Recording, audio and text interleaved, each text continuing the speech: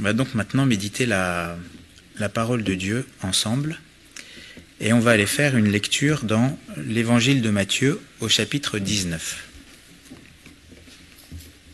Évangile de Matthieu, chapitre 19, et on va lire à partir du verset 1er. On va lire un échange entre les pharisiens et Jésus. Évangile de Matthieu, chapitre 19, verset 1er. Lorsque Jésus eut achevé ses discours, il quitta la Galilée et alla dans le territoire de la Judée, au-delà du Jourdain. Une grande foule le suivit, et là, il guérit les malades.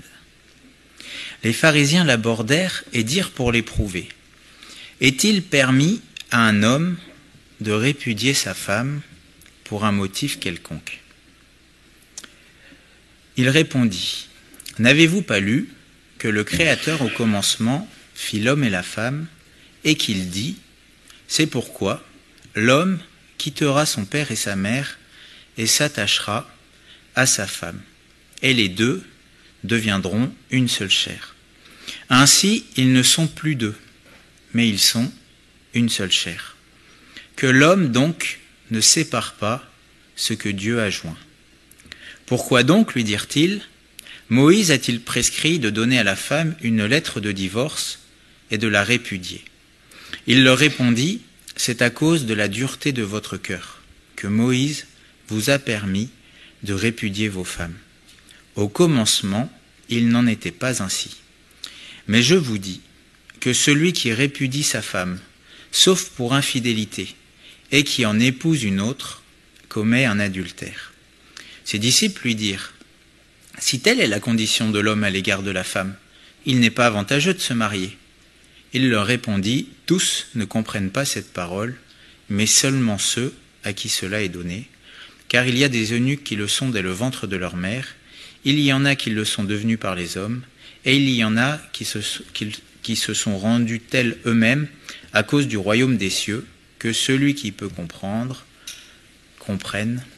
Amen. Ce matin, on va aborder un sujet particulier que j'ai eu à cœur.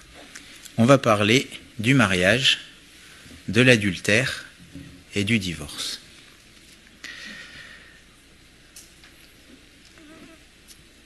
Alors, je vais prendre des pincettes, parce que c'est un sujet qui est particulier. Je sais que parler de cela, ça va, pour certains, toucher à des blessures qui ont été vécues, et je veux vraiment pas le faire avec légèreté, mais je veux vraiment le faire avec sérieux. Mais on est dans un monde où le mariage, la famille selon Dieu, est de plus en plus agressée. Et on est dans un monde où les fondements que Dieu a voulu, le monde tente de les renverser. Et je pense que si c'est bien un des rôles de l'Église, c'est de dire la vérité, de la publier, quoi que le monde pense. Et là, je vais faire vraiment comme l'aveugle et le sourd. Je vais dire la vérité, quelles que soient les situations, quel que soit ce que je sais ou je ne sais pas, peu importe. La vérité, c'est la vérité. Et c'est vrai qu'il y a des paroles qui risquent d'attrister certains. Mais des fois, il y a des blessures qui sont salutaires. Comme un chirurgien. Des fois, il blesse, mais c'est pour guérir. Et le but de cette exhortation, je le répète souvent quand on aborde des choses qui peuvent blesser, le but, c'est pas de détruire ou d'accabler. Le but, c'est d'amener une véritable repentance. Mais des fois, pour qu'il y ait une véritable repentance, il faut que ça soit précédé par une tristesse selon Dieu qui produit la repentance. Et lorsqu'il y a repentance, alors ensuite, il y a restauration. Donc on va parler du mariage. Je vais répéter certaines choses que j'ai dites dimanche dernier, mais je vais le dire de manière un peu plus exhaustive. Déjà, la première chose, c'est que le mariage, c'est voulu par Dieu. Et même, ça fait partie de la création. C'est la dernière chose que Dieu a créée avant de se reposer. Il a créé le monde, il a créé l'homme, la femme, il les unit, et puis après il se repose. Donc le mariage, ce n'est pas quelque chose qui est arrivé après la création. C'est quelque chose qui vient directement du Créateur. Donc ce n'est pas une histoire culturelle. C'est vrai que chaque culture a sa manière de se marier. Par exemple, aux États-Unis, les prêtres ont le pouvoir de marier. En France, c'est qui a l'autorité légale pour marier? C'est l'État, c'est comme ça. Chaque pays a sa... Dans certains pays, c'est le bourgmestre, il y a 3 étapes, etc. Bon, en tout cas, ce qui est sûr, c'est que c'est une alliance entre un homme et une femme qui est faite publiquement, selon les autorités, et puis ensuite, donc on considère que les personnes sont mariées. Et ça, c'est partout. Même si la culture fait varier certaines petites choses, le mariage, c'est une alliance qui est conclue entre l'homme, la femme et Dieu. Ça, c'est la première chose. C'est quelque chose, le mariage, qui vient de Dieu. Et dans le texte qu'on a lu, dans Matthieu 19, au partir du verset 5, c'est écrit, Dieu dit, « C'est pourquoi l'homme quittera son père et sa mère et s'attachera à sa femme, et les deux deviendront une seule chair. Ainsi, ils ne sont plus deux, ils sont une seule chair. Que l'homme donc ne sépare pas ce que Dieu a joint. » Il est parlé de l'homme et la femme au verset 5 qui s'attachent l'un à l'autre, et puis au verset 6, c'est parlé de Dieu qui lie les personnes entre elles. Donc dans un mariage, il n'y a pas que 2 participants, il y en a 3. Le mariage, ce n'est pas une corde à 2 fils, c'est une corde à 3 fils. Comme c'est écrit dans la parole, la corde à 3 fils ne se rompt pas facilement. Et lorsque je me marie, c'est un engagement que je prends vis-à-vis de l'autre, mais c'est aussi un engagement que je prends vis-à-vis de Dieu, parce que c'est lui qui est l'auteur du mariage. On voit que le mariage, c'est un lien que l'on tisse, une alliance que l'on tisse entre un homme et une femme. Dans le verset 5, c'est écrit « L'homme quittera son père et sa mère et s'attachera ». Littéralement, c'est se joindra, s'unira, va se lier. Il y a même, dans l'hébreu, il y a cette notion de se coller, de s'engluer ensemble. Et dans le verset 6, c'est écrit que l'homme ne sépare pas ce que Dieu a joint. Le mot qui a donné joint ici, c'est un autre mot qui fait référence au joug. Vous savez, quand on attelle 2 animaux ensemble. C'est pas juste 2 animaux qui vont marcher l'un à côté de l'autre. C'est 2 animaux qui vont s'unir l'un à l'autre. Et le mariage, c'est une union. C'est une alliance qui est contractée entre un homme et une femme. Et c'est quoi la différence entre une alliance et un contrat? C'est qu'aujourd'hui, en France, il y a le Pacs. Un contrat, il y a des clauses pour le dissoudre. Une alliance, il n'y a pas ces clauses. Bon. Donc l'engagement, le mariage, c'est un engagement de fidélité qui est pris l'un vis-à-vis de l'autre, et c'est un engagement de fidélité qui est pris vis-à-vis de Dieu. Je m'engage vis-à-vis de l'autre à lui être loyal, et je m'engage vis-à-vis de Dieu à être loyal. Et on voit donc, pour le mariage, le couple, il y a l'homme et la femme qui doivent travailler à leur couple, mais ce qui est bien, c'est qu'il y a aussi Dieu qui y travaille. Et Dieu ne sera jamais contre le mariage, il va toujours agir et aider dans le sens du mariage. Et c'est vrai que dans la Bible, il y a beaucoup de versets qui concernent l'attitude du mari vis-à-vis de son épouse et l'attitude de l'épouse vis-à-vis de son mari. Pourquoi ? C'est Dieu qui aide. Et c'est vrai que quand je prends les conseils de Dieu et que je les applique, ça contribue à bénir le mariage, le foyer. Pourquoi ? Ça vient de Dieu, donc il sait comment ça marche. Et il sait ce que nous devons faire pour que ça marche. Et c'est vrai que quand il y a 2 personnes converties, véritablement converties, c'est-à-dire qui ont décidé non pas de faire leur volonté, mais de faire la volonté de Dieu, ça marche. Quand on pardonne parce que Dieu nous le demande, qu'on a envie, qu'on n'ait pas envie, on pardonne, parce que Dieu me le demande. Quand l'homme il se sacrifie pour aimer sa femme, qu'il ait envie ou qu'il n'ait pas envie, il le fait parce que Dieu lui demande. Je prends des extrêmes. Mais quand chacun fait ce que Dieu lui demande, ça fait que le couple fonctionne. Pourquoi? Parce que Dieu sait comment ça doit fonctionner. Et c'est vrai que pour que ça marche, il faut que les deux s'y mettent. Parce que des fois, malheureusement, même quand l'un, ou même les deux, Dieu et une des deux personnes font tout pour que ça marche, s'il y en a un qui veut casser, malheureusement, il peut briser cette alliance. Bon, ça, j'y reviendrai plus tard. Il nous est dit que les deux doivent se lier, s'attacher, et même il y a cette spécificité au verset 5, et les deux deviendront une seule chair. Et verset 6, ainsi ils ne sont plus deux, mais ils sont une seule chair. Donc on voit qu'il y a quelque chose qui se passe par le mariage, c'est que le lien du mariage, il est tellement fort que ça crée quelque chose qui devient indissociable. Ça crée une unité aux yeux de Dieu, et ça devrait l'être à nos yeux aussi. Alors ça veut dire quoi, devenir une seule chair? Ça veut dire qu'on devient une unité. Pour bien comprendre ce que ça veut dire, on peut aller dans Éphésiens au chapitre 5, je vais vous le lire, où il nous est parlé justement de ces conseils entre le mari et l'épouse. Mais dans Éphésiens chapitre 5, verset 28, c'est écrit, donc il est parlé de Christ qui se sacrifie, qui bénit son épouse, qui est l'Église. Et au verset 28, c'est écrit, c'est ainsi que les maris doivent aimer leur femme comme leur propre corps.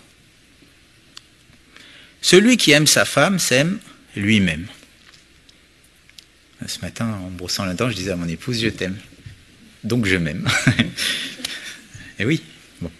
Car jamais personne n'a haï sa propre chair, mais il la nourrit et en prend soin, comme Christ le fait pour l'Église. Parce que nous sommes membres de son corps. C'est pourquoi l'homme quittera son père et sa mère et s'attachera à sa femme, et les deux deviendront une seule chair. Ce mystère est grand. Je dis cela par rapport à Christ et à l'Église.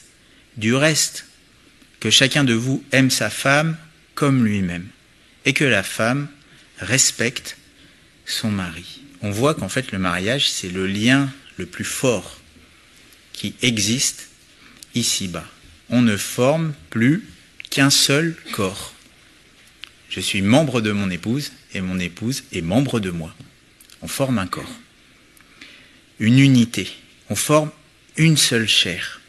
Et on voit que c'est tellement vrai que dans ce passage, prendre soin de son épouse, pour un époux, c'est prendre soin de lui-même. C'est comme prendre soin de son propre corps, sa propre chair. Et à contrario, c'est vrai que faire du mal à son épouse ou à son époux, c'est se faire du mal à soi-même aussi. Ma femme, je parle en tant qu'homme, ma femme devient une partie de moi-même. C'est ça que c'est écrit. On ne devient qu'une seule chair. Et je deviens une partie de ma femme. On est unis d'une manière indissociable. Et à ceux qui sont mariés, votre femme fait partie de vous, messieurs. Et mesdames, votre époux fait partie de vous. Prendre soin de lui, c'est prendre soin de vous. Et c'est peut-être même prendre encore plus soin de vous, parce qu'il y a plus de bonheur à donner qu'à recevoir. Et le mariage, c'est pas chercher quelqu'un pour nous rendre heureux.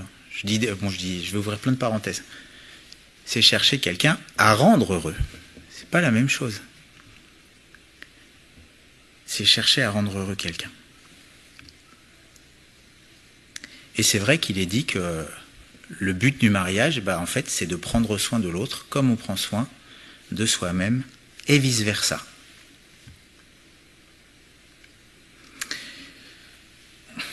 Avec les autres personnes, en dehors du couple, du mariage, il y aura toujours une limite dans l'intimité. Toujours. Mais dans le couple, cette limite d'intimité, elle saute. Parce qu'il y a une alliance. Même avec les enfants, il y aura toujours une limite. Toujours. Dans l'intimité.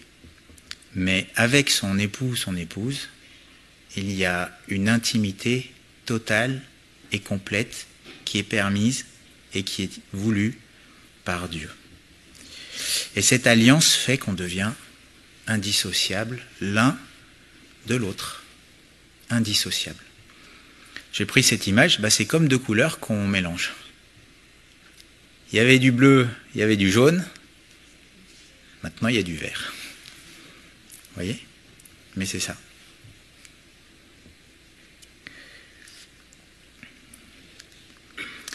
Et quand on est lié par le mariage, faire du mal à l'un, c'est faire du mal à l'autre. Vous voyez ? Si vous faites du mal à mon épouse, vous me faites du mal à moi. Mais si vous la bénissez, vous me bénissez à moi aussi. Parce qu'on est liés. Et j'ai envie de dire, avec le Seigneur, c'est pareil. On va voir plus tard qu'il y a cette alliance avec Christ. Mais Christ, à un moment, vous savez, il y a ce passage où les hommes poseront une question. Mais quand est-ce qu'on t'a vu avoir faim ? Quand est-ce qu'on t'a vu avoir soif ? Quand est-ce qu'on t'a vu en prison ? Et Jésus dira, mais à chaque fois que vous avez fait ces choses à l'un de ces plus petits qui m'appartiennent, c'est à moi que vous l'avez fait. Vous voyez, il y a tellement cette intimité même entre l'Église et Christ que toucher l'Église, c'est toucher Christ. Vous voyez ? Bon, voilà. Je rappelle aussi que, puisqu'il y a cette unité entre deux personnes, c'est que le mariage, c'est quelque chose qui est exclusif. Je le rappelle. Non, parce qu'aujourd'hui, vous savez, dans le monde, c'est pas, il y a des mariages à trois. Ce qui n'est certainement pas quelque chose qui vient de Dieu. C'est horrible. Je rappelle simplement que, par principe, le mariage, quand on dit oui à quelqu'un, on dit non à toutes les autres. Enfin, personnellement, je me prends un exemple, c'est plus simple, oui. Mais moi, quand j'ai dit oui à Ruth, mesdames, mesdemoiselles, toutes, je vous ai à toutes dit non. Et je vous l'ai dit d'une manière définitive. J'ai choisi mon épouse et je vous ai refusé. C'est comme ça. C'est le mariage, d'accord ? C'est ça que ça veut dire. Enfin, il y en a certains, ils disent oui, mais ils pensent qu'ils peuvent dire un autre non. Oui à l'une, c'est non aux autres. C'est le principe du mariage, de la fidélité, d'accord ? Et si j'ai choisi de faire une seule chair avec une personne, c'est que je refuse de faire une seule chair avec d'autres personnes. D'accord ? C'est ça le mariage. C'est le mariage. C'est ce que Dieu veut, c'est ce qu'il a créé. Faire une seule chair, c'est faire qu'un avec quelqu'un, mais ça fait aussi référence à l'intimité sexuelle. Il y a un passage dans 1 Corinthiens 6, où justement il est parlé de l'impudicité, c'est-à-dire de ceux qui... activités sexuelles hors mariage. Toutes hors mariage. C'est écrit, là il est parlé du rapport avec la prostituée. 1 Corinthiens 6, verset 16, « Ne savez-vous pas que celui qui s'attache à la prostituée est un seul corps avec elle ?» Là, attention, c'est pas parler du mariage, c'est parler de la sexualité hors mariage. Car il est dit, les deux deviendront une seule chair. Donc on voit que faire une seule chair, ça a rapport à la sexualité. Verset 17, « Mais celui qui s'attache au Seigneur est avec lui un seul esprit. Fuyez l'impudicité. Quelque autre péché qu'un homme commette, ce péché est hors du corps. Mais celui qui se livre à l'impudicité pêche contre son corps. » Vous voyez ? Donc là, Paul fait, quand il parle d'une seule chair, il fait vraiment référence à la vie intime. Alors qu'est-ce que Paul est en train de dire ? Il n'est pas en train de dire que quelqu'un qui couche avec quelqu'un, il y a une sorte de mariage implicite, etc. Non, le mariage, c'est le mariage. Mais ce que Paul, il explique, c'est que si je prends quelque chose qui est réservé exclusivement au mariage et que je l'utilise en dehors, c'est excessivement grave. Et dans la Bible, vous savez, tous les péchés, bon c'est grave, mais les péchés d'ordre sexuel sont plus graves que les autres. Je le dis, plus graves. Et là, en fait, ce que Paul est en train de faire, c'est d'expliquer ou de démontrer l'extrême gravité de l'acte sexuel en dehors du mariage. C'est un péché qui est plus grave. C'est ce qu'on voit au verset 18. Fuyez l'impudicité. Les autres péchés que les hommes commettent, c'est hors du corps. Mais celui-là, c'est avec son corps. D'accord? On pêche contre son propre corps. Bon. La sexualité, les relations intimes, c'est uniquement, exclusivement réservé et autorisé par Dieu dans le cadre du mariage. En dehors, c'est grave et c'est condamné par Dieu. Hébreux 13, verset 4, moi je le dis, mais je pense qu'il faut le dire. Vous savez, des fois, il y a des choses, on ne les dit pas, mais je pense qu'il faut le dire. Et je pense qu'il y a des choses que les jeunes doivent entendre. Parce que si on ne leur dit pas, vous savez, le monde va leur dire autre chose.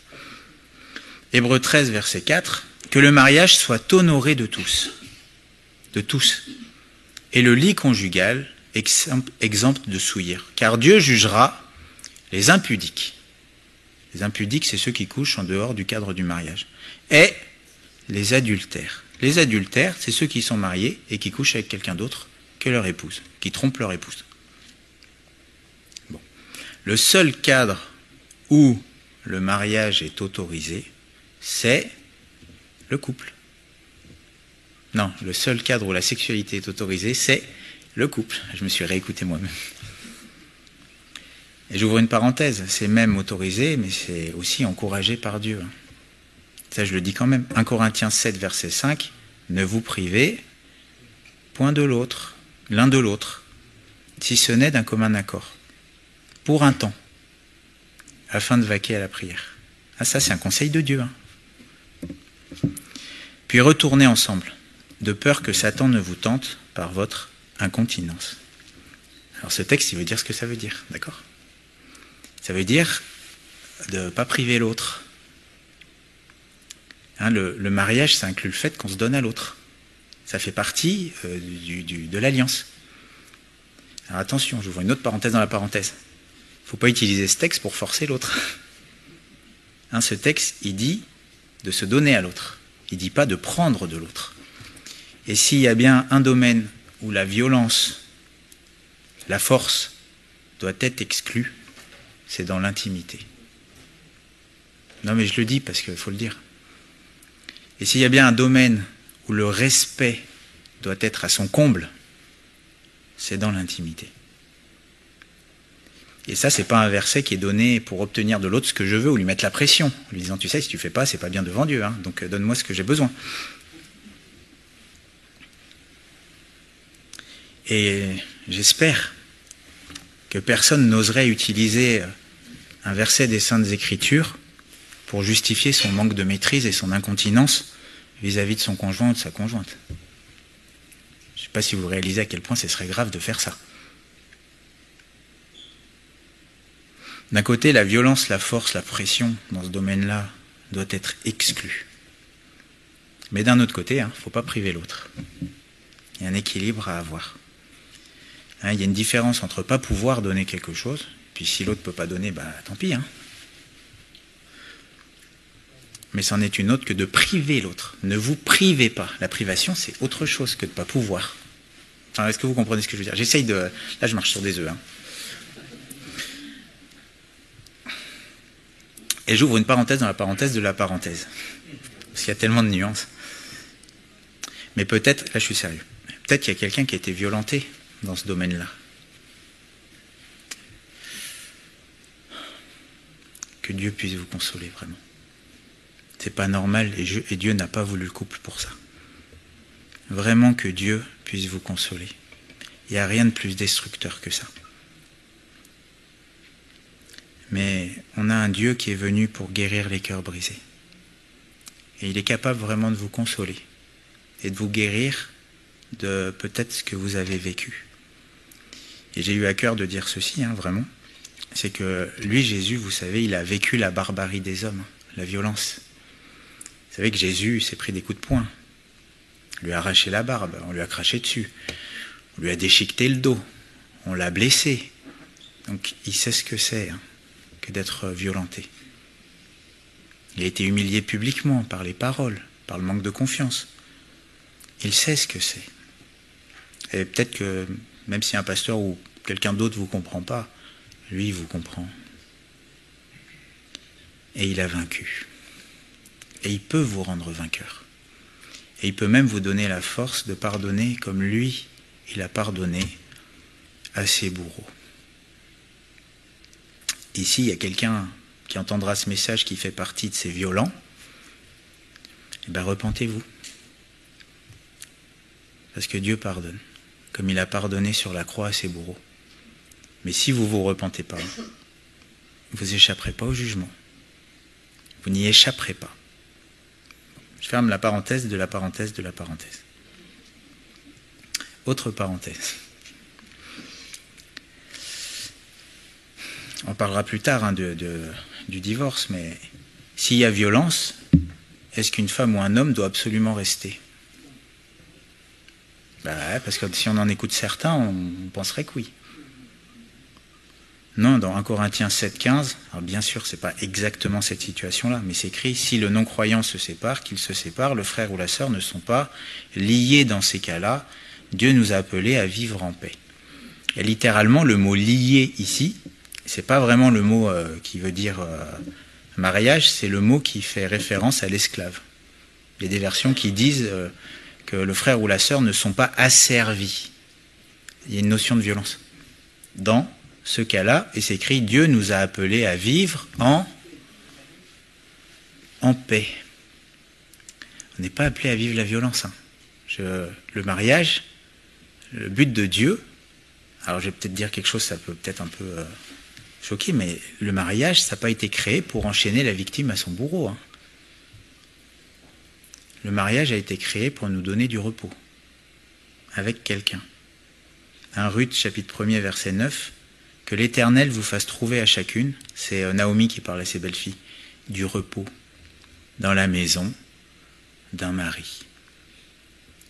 Bon, qu'il vous fasse trouver du repos.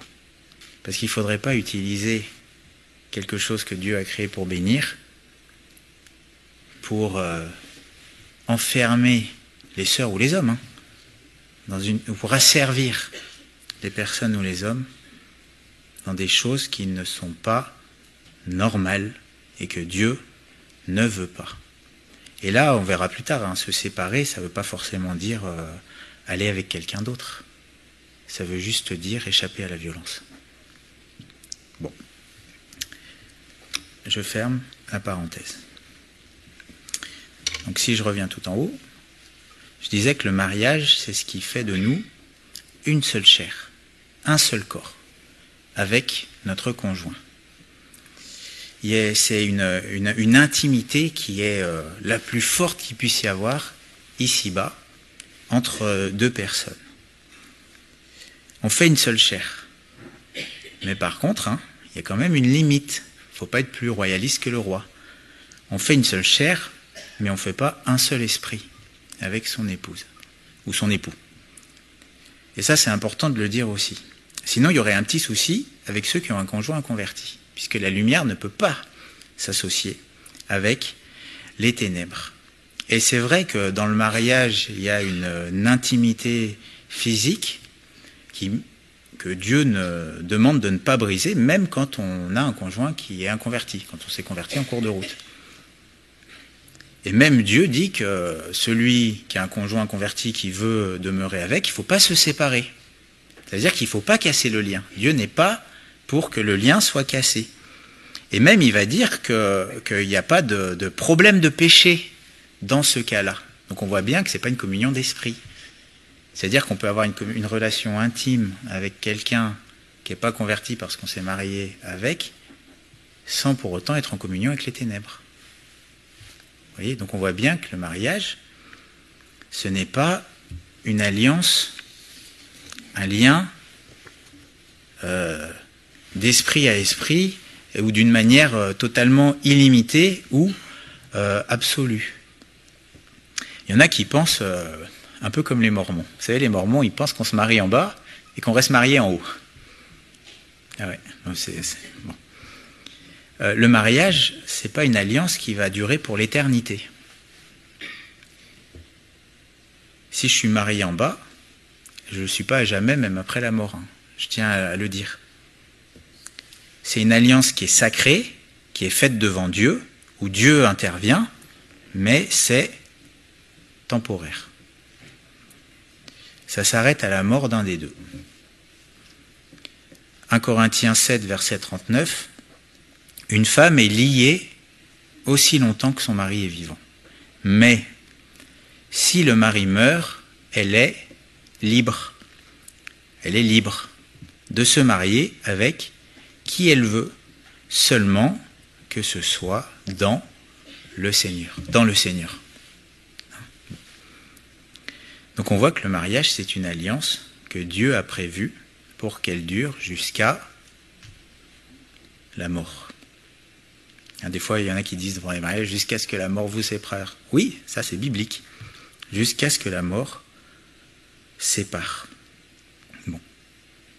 Jusqu'à la mort. Alors j'ouvre une parenthèse, il y en a plein. Il y en a peut-être qui veulent se marier. Bon, est-ce que c'est bien de se marier? Eh oui. Mais il faut bien réfléchir. Et on réfléchit avant le mariage. Parce que quand on s'engage, je le rappelle, c'est jusqu'à la mort. C'est ça le mariage. Proverbe 20, verset 25, c'est écrit, c'est un piège pour l'homme de prendre à la légère un engagement sacré et de ne réfléchir qu'après avoir fait un vœu. C'est avant qu'on réfléchit. Avant, pas après. Sinon, c'est un piège. Luc 14, verset 28, « Car lequel de vous, s'il veut bâtir une tour, ne s'assied d'abord, avant, pour calculer la dépense, et voir s'il a de quoi la terminer. Et s'il n'a pas de quoi terminer, il ne se lance pas dans l'entreprise. Et le mariage, ce n'est pas la ligne d'arrivée, c'est la ligne de départ. C'est le début de cette intimité de vie à deux. Et c'est avant qu'on réfléchit, c'est pas après.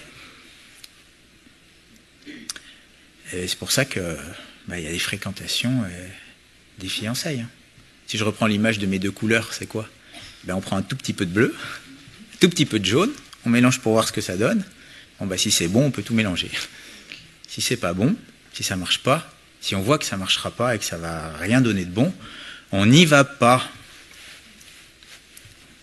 Ça ne veut pas dire qu'il n'y aura pas de difficulté. Alors je sais qu'il y en a deux qui vont se marier.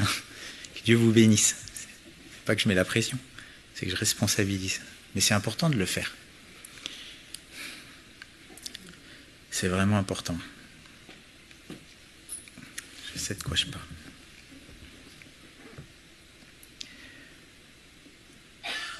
Bon. Donc c'est jusqu'à la mort. Mais si le mari meurt, elle est libre. Quand je dis je sais de quoi je parle, c'est que j'ai failli faire une erreur une fois. Attention, c'est de ça dont je parle. Parce que certains pourraient interpréter autre chose. Bon, voilà. J'ai pas fait d'erreur en me mariant. Loin de là. Donc si le mari meurt, elle est libre. Ça veut dire quoi? Ça veut dire qu'à la mort, le lien, il est cassé. On est libéré de son engagement, et devant l'autre, puisqu'il n'est plus là, et devant Dieu. D'accord? Mais il y en a certains qui pensent que le mariage, c'est une sorte de lien éternel, indissoluble, parce qu'on est lié d'esprit en esprit, et c'est quelque chose qui est incassable. Mais on voit même Jésus qui dira, c'est dans Marc 12, verset 25, « Car à la résurrection des morts, les hommes ne prendront point de femmes, ni les femmes de mari, mais ils seront comme les anges dans les cieux. » Donc on voit que là-haut, on ne se marie pas. Mais pourquoi? Parce qu'en fait, le seul mariage d'esprit à esprit, on va dire spirituel, c'est celui de l'Église avec le Seigneur. On l'a lu tout à l'heure dans 1 Corinthiens 6, que celui qui s'attache à sa femme, il devient un seul corps. Mais dans verset 17, c'est écrit, « Mais celui qui s'attache au Seigneur est avec lui un seul esprit. » Et là, on voit que le mariage, on va dire spirituellement, c'est pas la communion physique ou l'intimité physique, c'est l'intimité spirituelle. C'est ce qu'on appelle la communion spirituelle, c'est l'intimité qu'un homme a avec son Dieu, ou c'est ce qu'on appelle la nouvelle naissance. Et en fait, le mariage d'ici-bas, entre hommes et femmes, en fait, c'est ni plus ni moins qu'une image, qu'une ombre du grand mariage, de la grande alliance entre Christ et son Église. Et si vous regardez les conseils qui sont donnés aux hommes et aux femmes dans le cadre du mariage, en fait, ça s'appuie sur la relation que Christ a avec son épouse. D'accord ? Bon. Voilà, le mariage.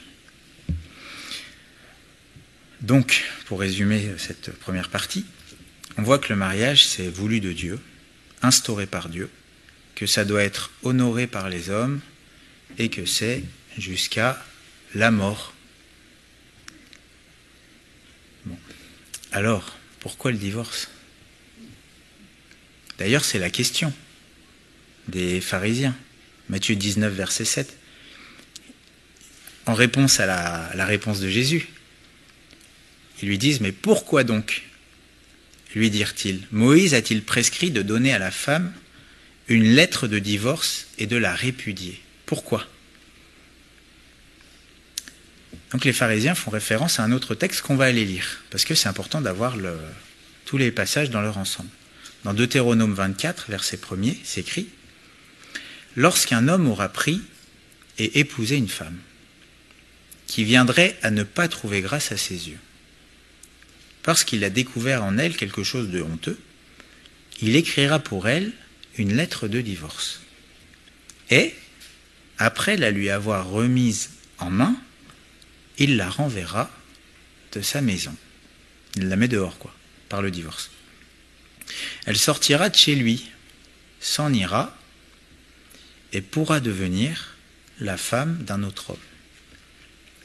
Si ce dernier homme la prend en aversion, écrit pour elle une lettre de divorce. Donc, c'est-à-dire, après le deuxième mariage, pareil, aversion, deuxième lettre de divorce.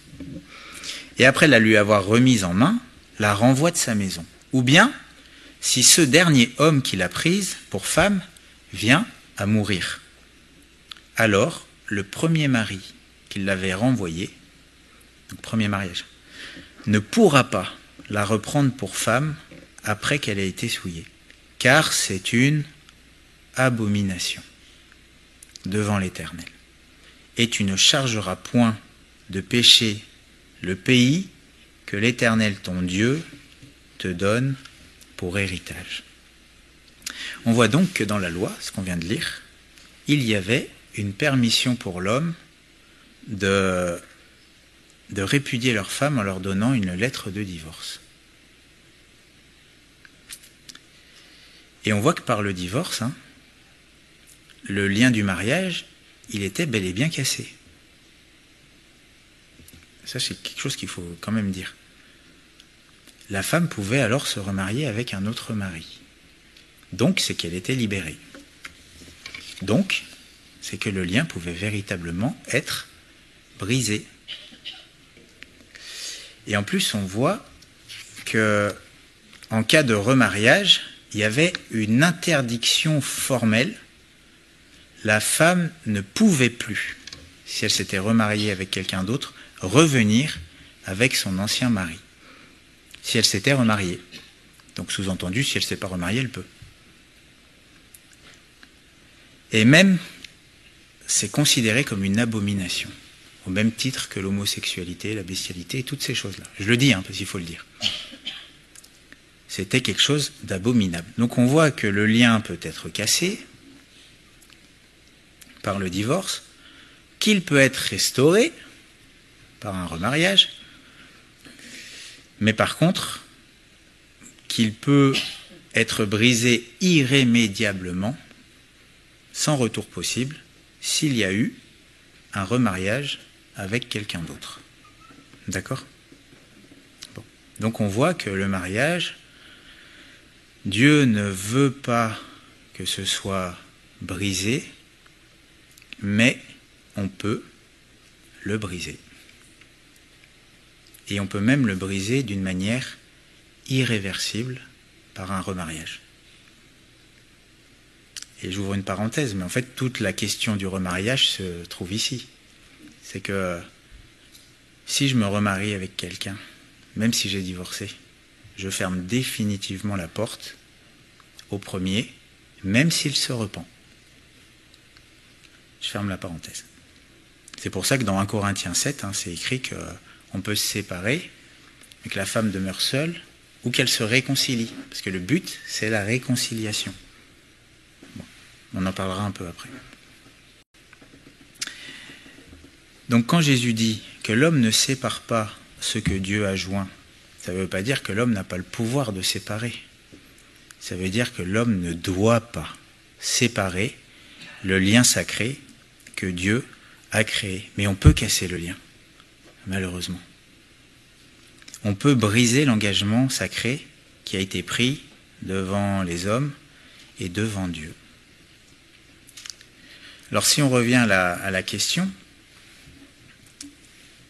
que se posent les pharisiens,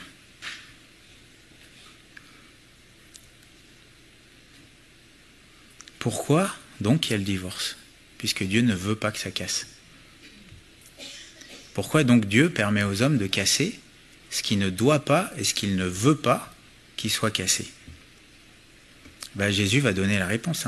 Matthieu 19, verset 8, il leur répondit, « C'est à cause de la dureté de votre cœur que Moïse vous a permis de répudier vos femmes.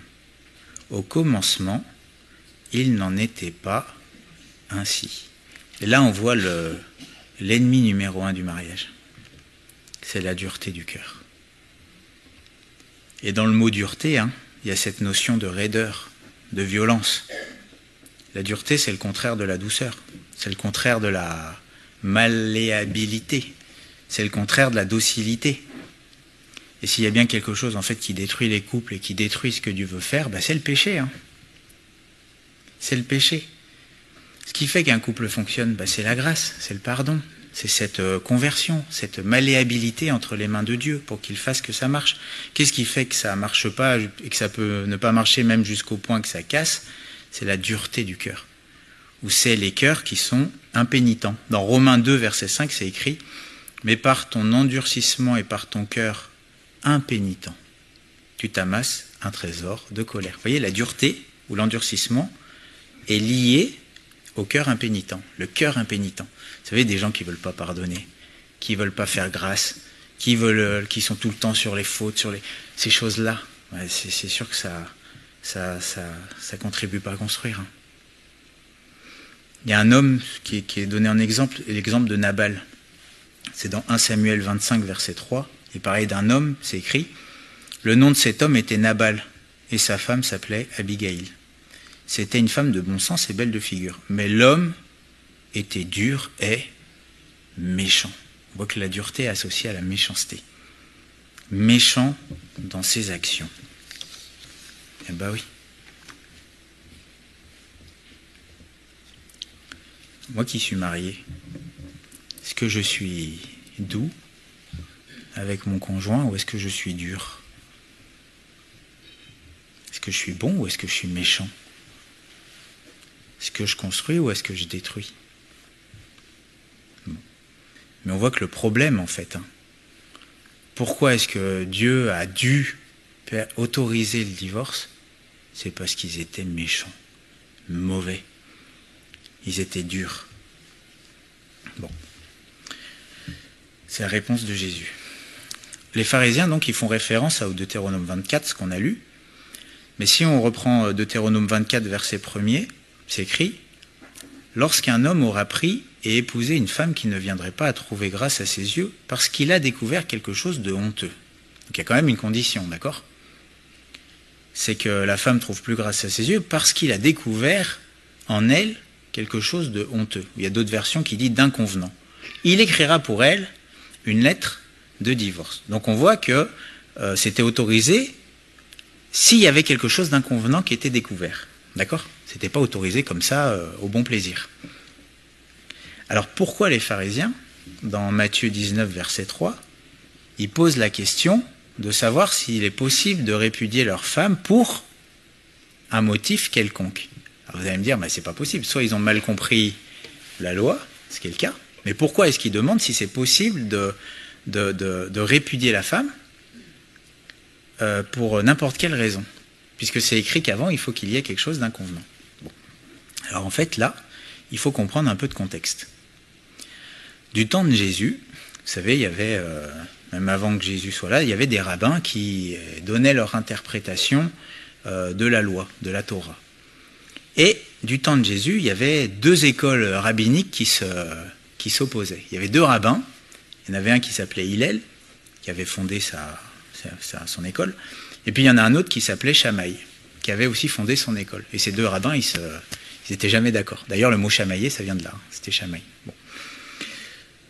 Et donc il y avait deux écoles. Il y avait deux interprétations de ce verset du Deutéronome. Quand c'est écrit, parce qu'un homme aura découvert en elle quelque chose de honteux. Il y en avait un, c'était Shammai, qui disait que la chose honteuse ou inconvenante, c'était si l'homme avait trouvé une faute grave, une infidélité ou un comportement qui était vraiment moralement répréhensible. C'est-à-dire s'il y avait vraiment eu quelque chose de grave, de moralement grave, alors il pouvait divorcer. Et puis il y avait un autre rabbin, c'était Hillel, qui lui disait que quelque chose d'inconvenant, c'est simple, c'est si le mari, il y avait quelque chose qui l'irritait, qui le dérangeait, il va même écrire, même si la femme brûle le plat, il a le droit de divorcer. Et c'est vrai, hein. Ça c'est écrit dans le Talmud, je ne sais pas où, je n'ai pas noté les références. Ou même que s'il trouvait une autre femme plus attirante que celle qu'il avait, bien sûr, il pouvait divorcer pour aller avec l'autre. Vous voyez, il y a ces deux écoles. Donc les rabbins sont en train de demander à Jésus, alors c'est à quelle interprétation ? C'est la chose grave ou c'est un motif quelconque que l'on peut trouver ? En gros, est-ce que je peux divorcer parce que j'en trouve une autre qui est mieux ? Ou est-ce qu'il faut vraiment qu'il y ait quelque chose de grave qui me permette de le faire ? Bon, là, on comprend mieux la réponse de Jésus. Et on comprend mieux le sens de la question. Est-ce qu'on peut répudier sa femme pour un motif quelconque ? En d'autres mots, il disait à Jésus, mais est-ce que je peux quitter ma femme parce qu'elle ne fait pas assez bien la cuisine ? Est-ce que je peux quitter ma femme parce qu'une autre trouve plus grâce à mes yeux que ma femme actuelle ?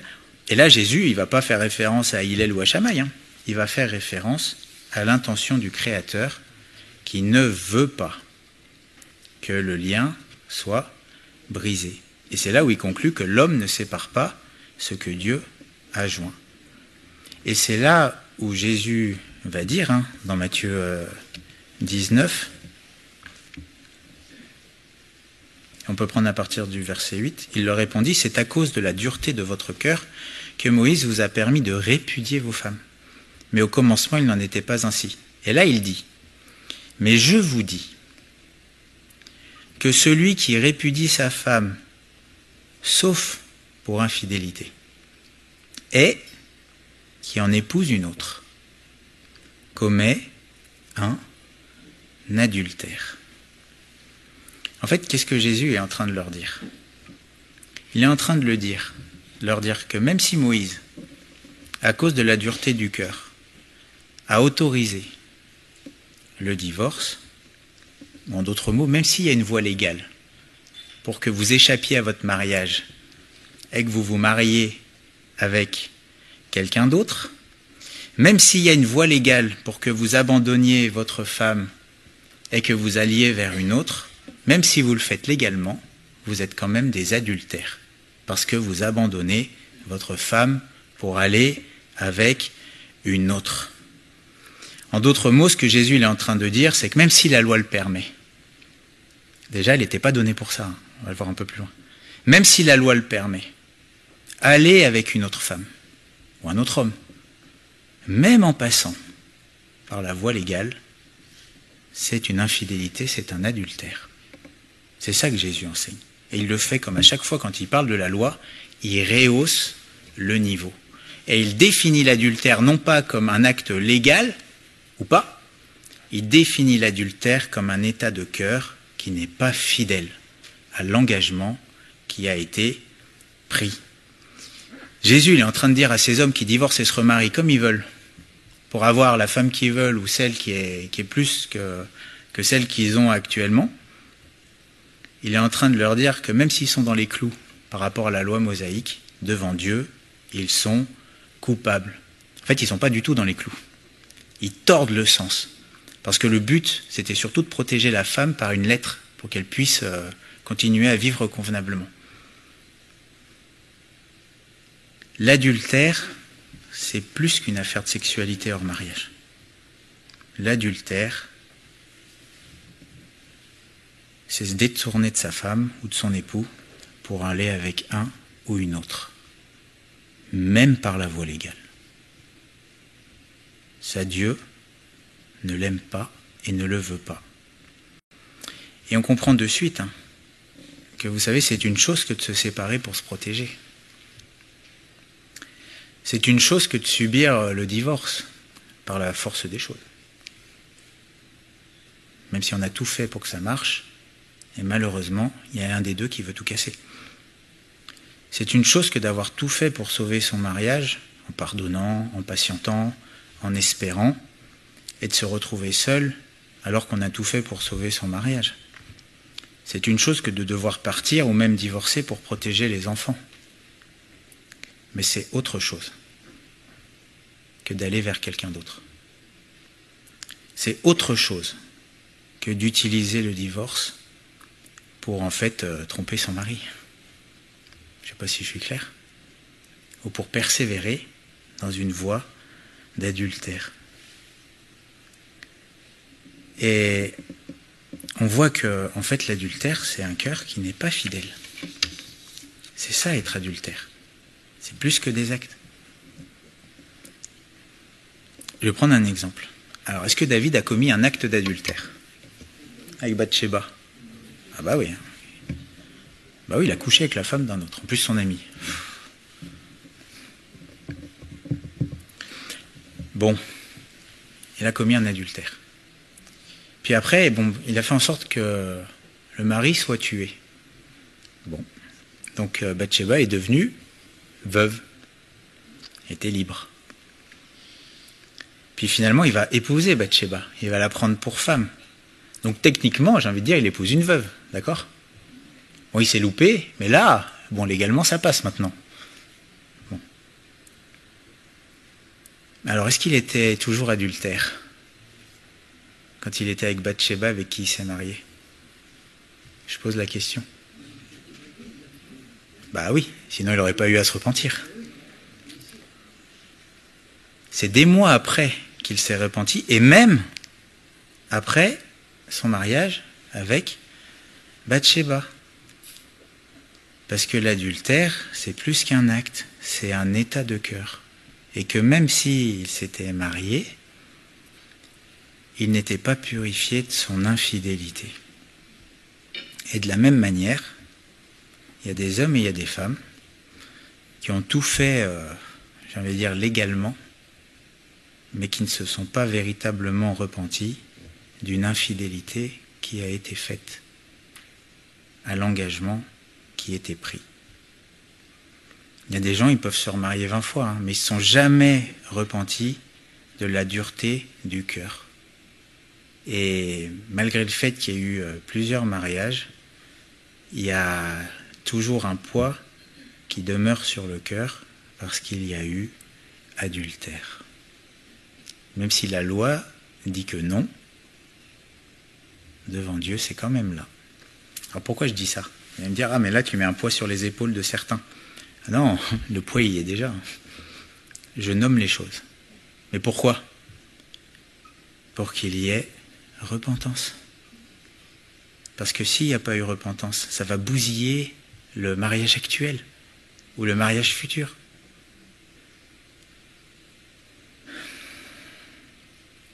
Est-ce que Dieu pardonne le divorce? Ben oui. Est-ce que Dieu pardonne l'adultère?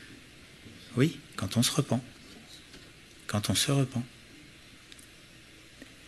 Et la Bible dit qu'il y a des prostituées qui se devanceront, qui se repentiront, qui vont devancer les pharisiens qui ne se repentent pas.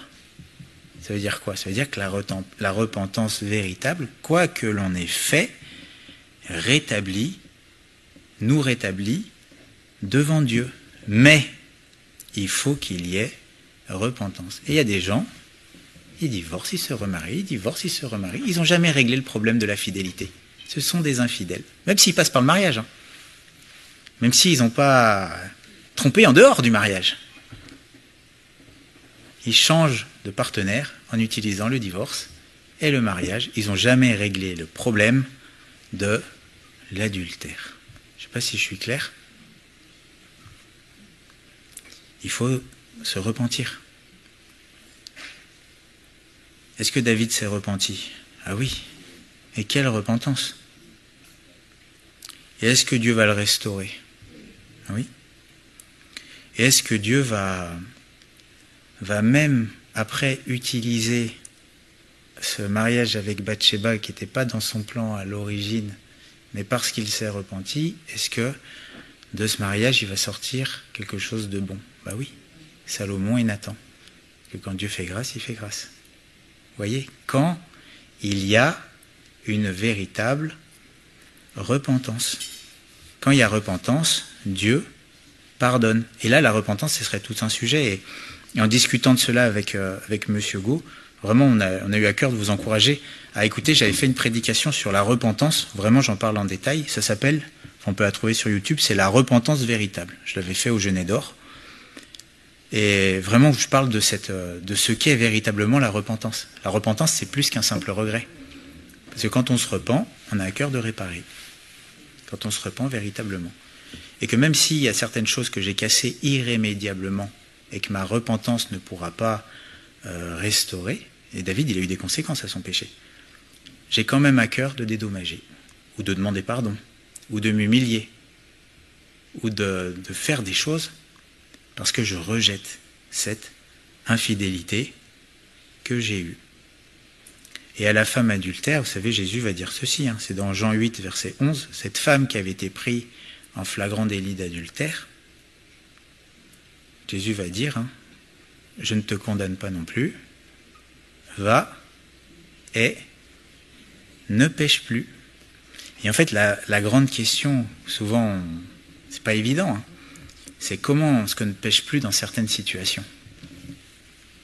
Eh oui, parce qu'il y a des situations, c'est facile, hein, imaginez une femme qui a trompé son mari l'attend, elle est avec son amant, bon bah là c'est facile, hein, son amant c'est pas son mari, elle le sort et puis elle retourne avec la personne qui l'attend, ça c'est logique, vous voyez. Mais quand il y a eu plein de remariages, quand il y a eu des enfants, quand il y a des situations, des fois c'est un petit peu compliqué, n'est-ce pas? Et on va en avoir de plus en plus. Alors qu'est-ce qu'il faut faire? Eh bien là je ne vais pas donner de règles, justement. Parce que je crois qu'il faut toute la grâce de Dieu, mais il y a une chose qui est sûre, c'est que quand il y a véritablement repentance, alors il y a une restauration, il y a la faveur de Dieu, et Dieu nous aide à re-rentrer dans le cadre qu'il a toujours voulu. Le péché, c'est sortir du cadre. La grâce de Dieu, ça nous ramène dans le cadre. Après, comment, dans certaines situations, le retour au cadre, ça se fait, alors là, il faut toute la grâce de Dieu. Mais je crois que Dieu fait grâce et qu'il veut nous amener. Quelqu'un, imaginons, qui aurait divorcé 8 fois et qui est avec sa 9e femme qui est mariée. Il faut qu'elle fasse, qu'il coupe et qu'il retourne avec la première? Non, c'est une abomination. Il faut qu'il honore le mariage dans lequel il s'est engagé maintenant et qu'il renonce à l'infidélité. Vous voyez, c'est des choses comme ça, où le Seigneur nous amène à restaurer les choses. Si quelqu'un est dans une situation où elle avait un mari, qu'elle l'a rejeté, et que ce mari, il est tout seul dans son coin, mais il n'est pas dans une situation où ça permet de se remettre ensemble, qu'est-ce qu'il faut faire? Il faut travailler à la réconciliation si possible, et demander toute la grâce de Dieu. Vous voyez, chaque situation est tellement particulière que si on donnait une règle, en fait, on exclurait des gens, on en condamnerait d'autres, on ne comprendrait pas certaines choses, et en fait, on ferait ce qu'il ne faut pas. Je pense qu'il faut simplement toute la grâce de Dieu. Mais ce que je veux dire, en fait, le but, c'était de mettre en lumière ce qu'est le mariage, ce qu'est l'adultère, ce qu'est le divorce, mais le but, c'est de nous amener tous, en fait, à honorer le mariage. Que le mariage soit honoré de tous. Et quand dans notre cœur, on honore ce qu'est le mariage et qu'on honore le Dieu qui a voulu le mariage. Lorsqu'on a fait ce qu'il ne fallait pas, on se repent sincèrement en demandant pardon à Dieu et en demandant pardon aux personnes qu'on a blessées, ben je crois que le Seigneur il met sa faveur et qu'avec sa faveur, eh bien, on peut avancer. Et il nous aide à régler les situations comme elles doivent se régler selon sa volonté. Je ne sais pas si c'est clair. On va prier. Merci Seigneur pour ta parole et merci parce que c'est vrai que c'est par elle que nous voulons être dirigés, Seigneur, et c'est vrai, merci pour le mariage que tu as instauré, non pas pour que nous soyons maudits, mais pour que nous soyons bénis. Et nous croyons, Seigneur, que tu veux vraiment bénir le mariage. Tu vois, tous ceux qui sont engagés dans une alliance, que tu puisses vraiment affermir nos cœurs dans la fidélité, Seigneur, afin que nous soyons loyaux envers celui à qui nous avons pris l'engagement et envers toi, Seigneur. Tu vois, Seigneur, tous ceux qui ont eu des situations compliquées dans leur vie, là où il y a eu tout simplement le péché, Seigneur, que tu puisses vraiment permettre qu'il y ait véritablement une repentance pour les choses passées, afin qu'il y ait aujourd'hui ta grâce et ton approbation et ton aide, Seigneur. C'est ce que nous voulons te demander dans le nom de Jésus.